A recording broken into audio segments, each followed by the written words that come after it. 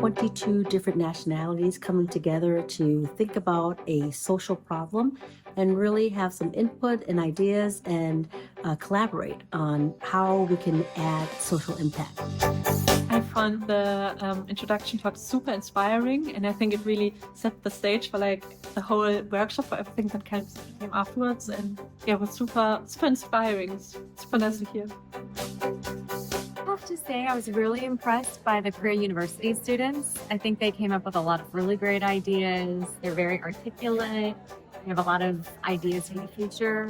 And I thought just the whole programming was really smartly created, and I thought it was a great framework. I had a really great experience doing the lab. It took a subject that is really big and really difficult to think about, like social impact.